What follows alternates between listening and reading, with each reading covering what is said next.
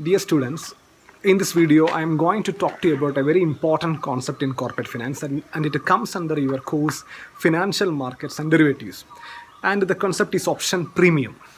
I know that you must have a very clear understanding about the functioning of option market in India and across the globe. You know that in an option contract there are two parties, option buyer and the option seller. In an option contract, option buyer gets the right to buy or sell an underlying asset at a particular price on a specified date. On the other hand, option seller gives the right to sell or buy an underlying asset at a particular price on a specified date.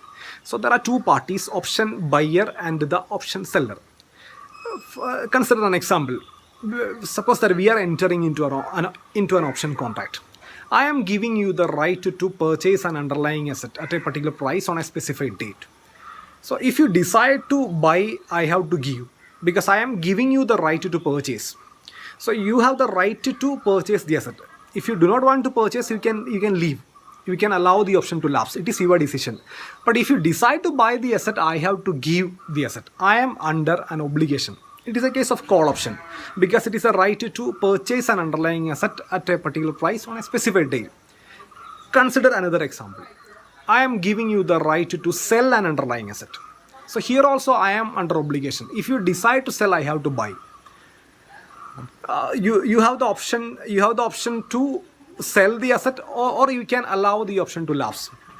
So this kind of options are called the put options. So whether it is put option or call option, the option seller or the option writer is under an obligation. On the other hand, the option holder or the option buyer gets the right. So in an option contract, normally a premium is paid by the option buyer or the option holder to the option seller or the option writer. And this monetary consideration is known as option premium. So option premium is the amount payable to the option seller or the option writer by the option holder or the option buyer. So it is called option premium. If you see the financial market data or if you see the financial dailies, you can see the price of the option. In fact, the price of the option is the option premium. This option premium is also known as the value of the option or worth of the option. So in the remaining part of this session, I will be talking about the decomposition of this option premium. Suppose that you want to purchase an option contract. So how much would you pay for it? And the amount you would pay is called the option premium. So how much you would pay to purchase an option contract? So it purely depends upon the benefits and the opportunities that you may derive from the contract. So based on those benefits and opportunities, the option premium can be defined as a sum of two values. One is intrinsic value, another one is called time value. First we will come to the intrinsic value of the option. Suppose that you purchased an option to buy 100 shares of A Limited. So it is a call option because you have the option to purchase 100 shares of A Limited. The exercise price or the strike price is 100. So the price mentioned in the contract is rupees 100. So at the maturity, if the spot price of the asset is rupees 150, so definitely you will exercise your option because you will get the shares of A Limited at rupees 100 according to the contract, and you can sell it at 150 because the current market price, the spot price is 150. So there is a positive cash flow to the option holder, option buyer, rupees 50, and that rupees 50 is known as intrinsic value of the option. And if the spot price is less than the exercise price, suppose that the spot price is rupees 80 and the price mentioned in the contract is rupees 100, you will not exercise your option because you have to give rupees 100 to purchase the asset under the contract. If you purchase the asset under the contract, you have to pay rupees 100. You can sell it off only at rupees 80. So you will not exercise your option. So in this situation, the intrinsic value is 0 because you are not exercising your option. So in the case of call option, the intrinsic value can be spot price minus exercise price or 0. If the spot price is EST and the exercise price is K, the intrinsic value is ST minus K. And if the K is more than ST, the intrinsic value is 0. So you should understand that the intrinsic value of an option cannot be negative. It can be positive or it can be 0. And you take the case of a put option. You have the option to sell the shares of A Limited at rupees 100. And if the spot price on the maturity date is rupees 80,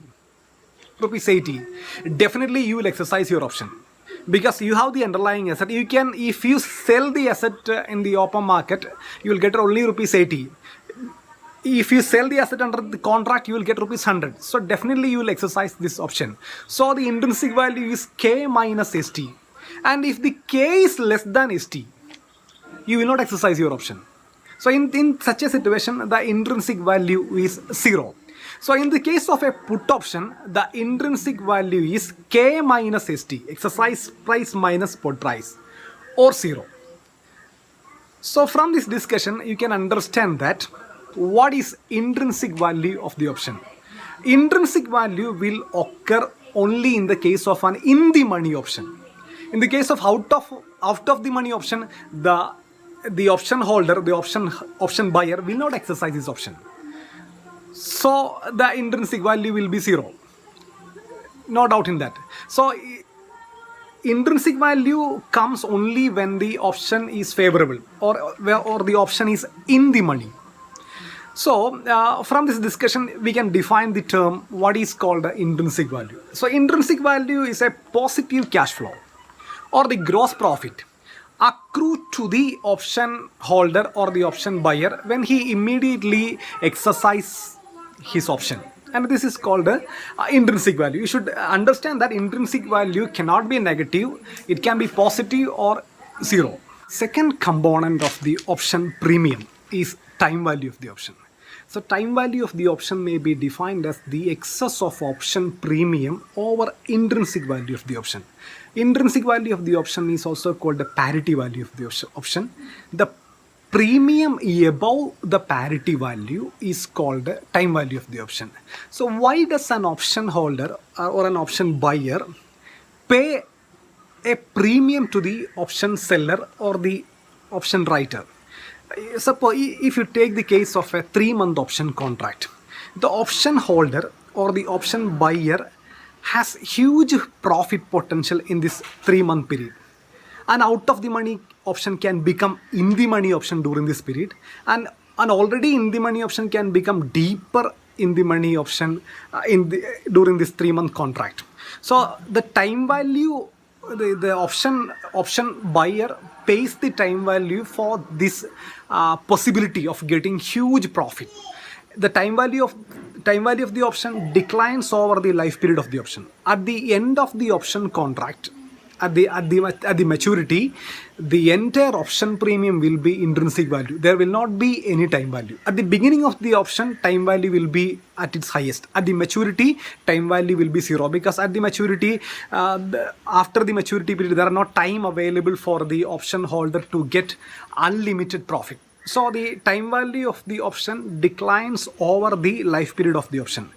In the case of a longer life options, for example, a 3-month option contract, the time value will be more. And if it's a short life option, the time value will be less. When will be the time value at its highest? In the case of an at the money option, in the case of an at the money option, intrinsic value will be 0. So the entire premium constitutes time value. So intrinsic value and time value constitute the option premium. Option premium is equal to intrinsic value plus time value. Thank you.